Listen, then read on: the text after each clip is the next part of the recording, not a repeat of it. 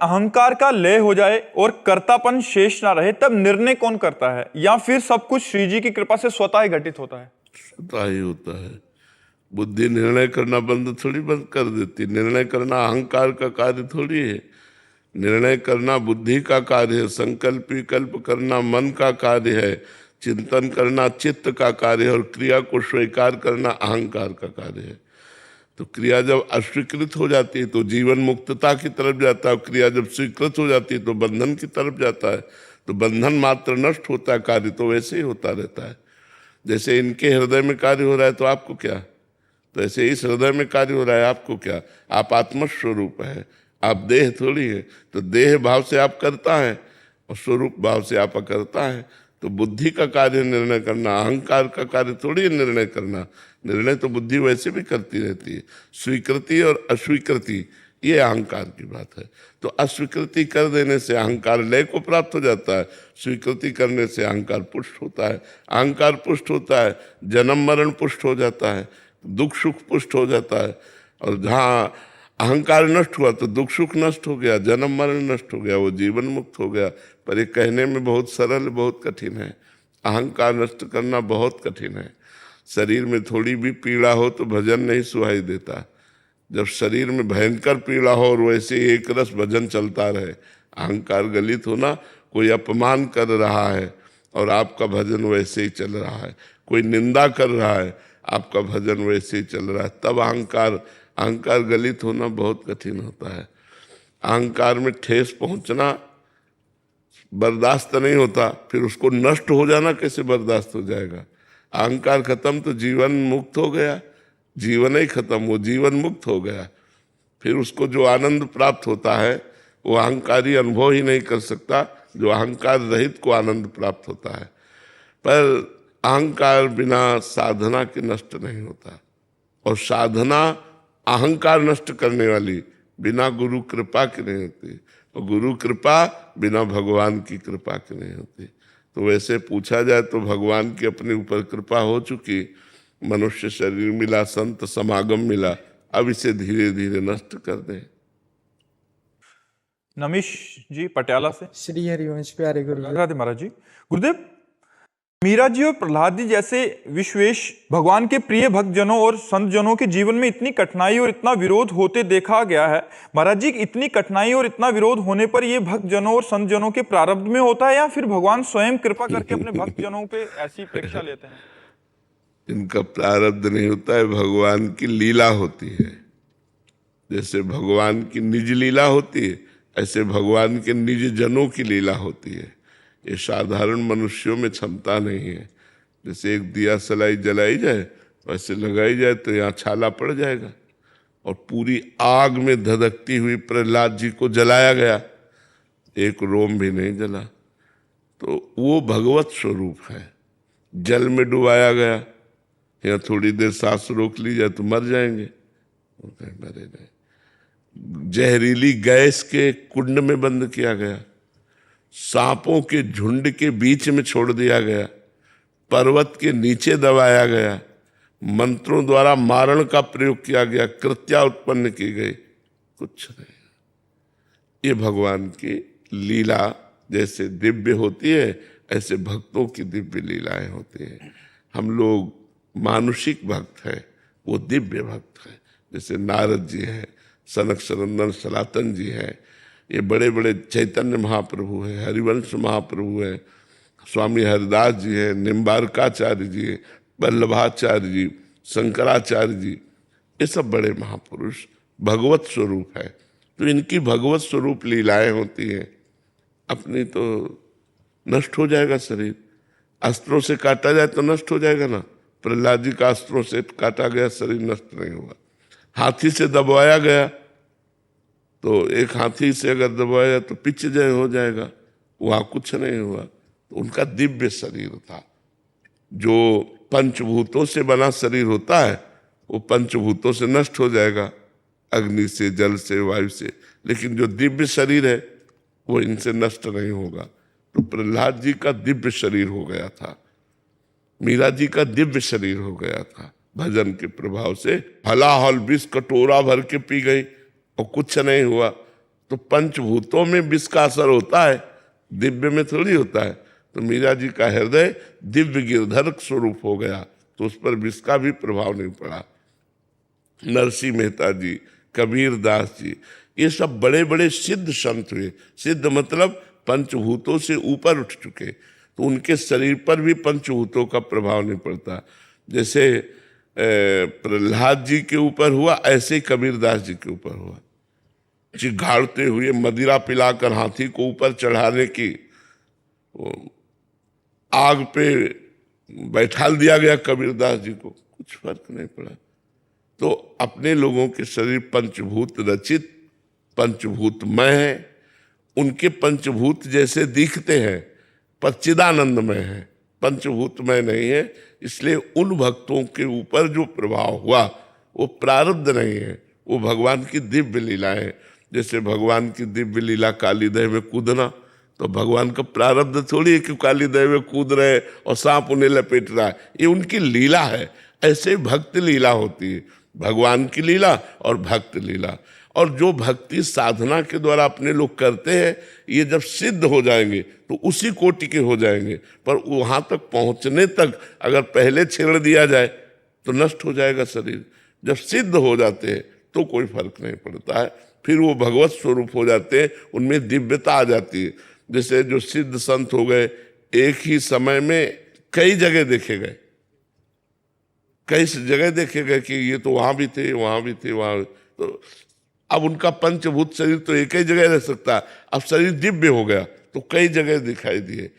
एक बाबा रहते थे, नागा बाबा, वो बच्चों के साथ खेलते रहते थे, ऐसे नंग धड़ंग रहते थे, वो हष्ट पुष्ट शरीर। तो कुछ उद्दंड जवानों ने, मतलब मानसिकता जो उनकी गिरी हुई थी, तो एक वैश्या को तय किया और कहा बाबा को आप परेशान करना। तो बच्चों के साथ खेलते हुए बाबा को कमरे में ले गए, बच्चों को निकाल दिया और वैश्या को बंद कर दिया। थोड़ी देर में वैश्या की चीखने की आवाज आने लगी, तो दरवाजा खोला गया तो देखा गया पीली वाली ततैया ना सैकड़ों वैश्या के ऊपर चपके, बाबा आ ही नहीं हुआ। बाबा गांव के किनारे बच्चों के साथ खेल रहे, तो वो दिव्य हो गया ना शरीर। पंचभूत शरीर तो नहीं क्रॉस कर सकता दीवाल को, लेकिन दिव्य शरीर क्रॉस करके दीवार से वो बाहर हो गए। और वहां उनकी लीला, वैश्या को सोचना चाहिए था कि हमको तय किया जा रहा है एक संत को गिराने के लिए, तो उसको दंड मिला। सैकड़ों ततैया पीली वाली जो बड़ी होती है, वो सब चिपकी और चीख रही थी वो।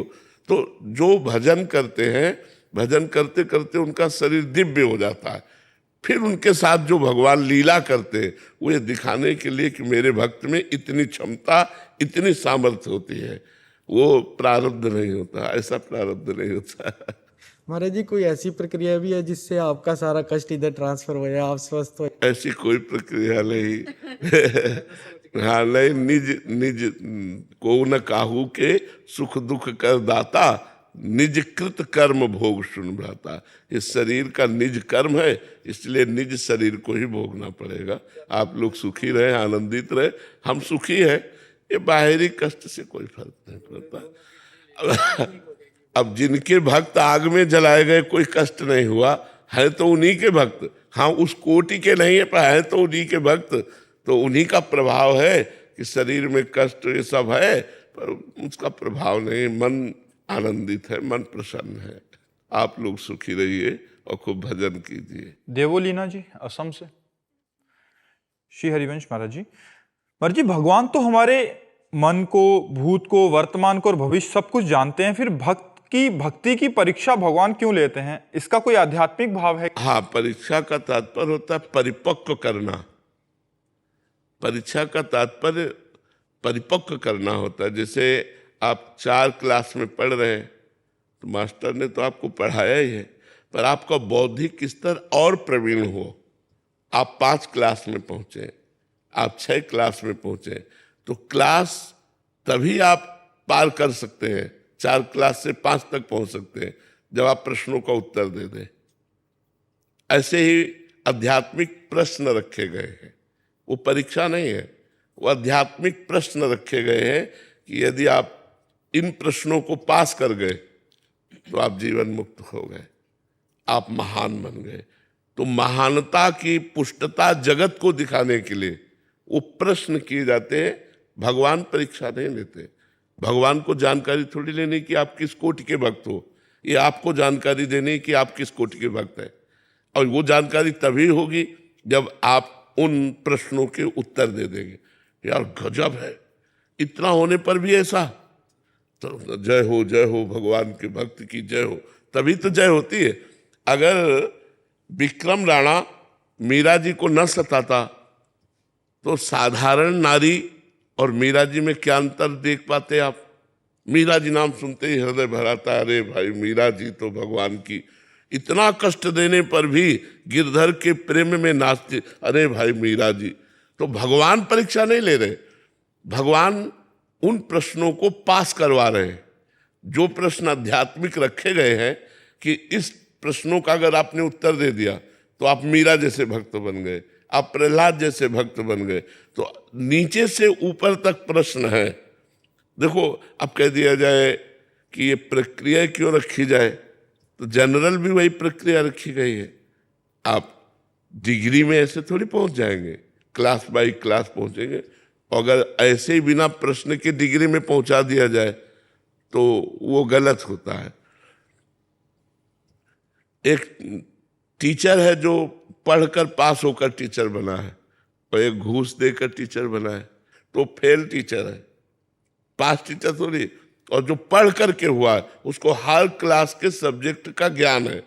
ऐसे ही भगवान, भक्त को महान कहा गया है। भक्त का संबंध भगवान से है कि भगवान का निज जन है, तो उसमें प्रश्न होगा। आप प्रश्न में उत्तर दीजिए और निज पार्षद बनिए। अब जैसे सब कोई कमांडो थोड़ी बन जाता है, कमांडो सब कोई थोड़ी बन जाएगा। कमांडो का मतलब चुटकी बजाते ही गोली मार दिया, गोली लगने वाले को पता नहीं चला कि गोली लग गई। इतनी शीघ्रता, इतने स्पष्ट, इतनी दृष्टि में बिल्कुल सावधानी।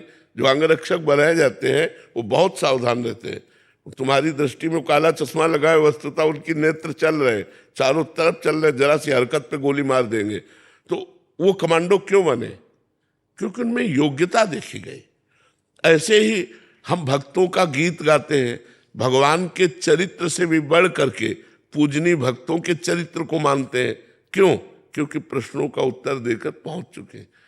चलते तो लाखों हैं, लेकिन लाखों लोग थोड़ी भक्त बन जाते हैं, कोई बिरला बनता है। जैसे आर्मी के लिए लाखों लड़के तैयार हुए, लाखों में 1000 तैयार होंगे, बकाया तो सब रिजेक्ट हो जाएंगे। तो ऐसे रिजेक्ट भी होते हैं, ऐसा नहीं कि रिजेक्ट नहीं होते, रिजेक्ट हो जाते। कंचन कामिनी कीर्ति में खेलो, रिजेक्ट हो गए। अब भगवान के साथ नहीं खेल सकते, भगवान के साथ वही खेल सकते हैं जो इस खेल से के प्रश्नों से क्रॉस कर गए, नहीं तो फिर यही फंस जाता है। जी वैशाली जी बेंगलोर से, राधे राधे महाराज जी। महाराज जी, क्या हमें संत और साधक में भेद करना चाहिए? कैसे जाने कौन संत है कौन साधक है? वैसे हमें तो चाहिए कि साधक और असाधक, पापी और पुण्यात्मा, संत और असंत, सब में भगवान देखना चाहिए। हाँ, ऐसे हमारी बुद्धि दूषित हो जाएगी। यदि हम किसी में कमी देखेंगे और किसी में अधिकता देखेंगे तो हमारी दृष्टि का बैलेंस बिगड़ जाएगा। अगर बैलेंस बनाना है, मतलब निर्दोष दृष्टि रखनी है, तो सब में भगवान को देखना है कि ये पाप आचरण कर रहा है पर इसमें भगवान विराजमान है। ये क्रूरा अपिपापिनो न च सताम संभास्य दृश्यास्य सर्वान वस्तुतया निरीक्ष परम स्वाराध्य बुद्धिर्मम। जो क्रूर हैं, पापी हैं, दुष्ट हैं, उसमें भी भगवान विराजमान है। हम सब में भगवान देखें, साधक में भी भगवान देखें, सिद्ध में भी भगवान देखें, पापी में भी भगवान देखें, पुण्यात्मा में भी भगवान देखें, तो हमारी दृष्टि ठीक हो जाएगी। अगर हम ये पहचान शुरू किए ये तो संत, तो आप किसी को भी संत नहीं देख पाएंगे, क्योंकि आपका जो नापने का थर्मामीटर है वो प्राकृतिक है। तो आप प्राकृतिक कैसे जान पाओगे? अब उनकी बाह्य चेष्टाओं से हम उनको नहीं पहचान सकते। बाह्य चेष्टाएं अवधूत और बालवत हो गई, बालकों जैसी हो गई। अब उनकी चेष्टा प्रकृति के अंतर्गत नहीं, परमात्मा स्वरूप है, और हमारी बुद्धि प्रकृति के अंतर्गत है। तो प्रकृति के अंतर्गत थर्मामीटर से प्रकृति से अतीत महापुरुषों को हम कैसे पहचान सकते हैं? इसलिए हम सबको भगवत स्वरूप से प्रणाम करें और अपनी बुद्धि को शुद्ध रखें, अपने नेत्रों को पवित्र रखें।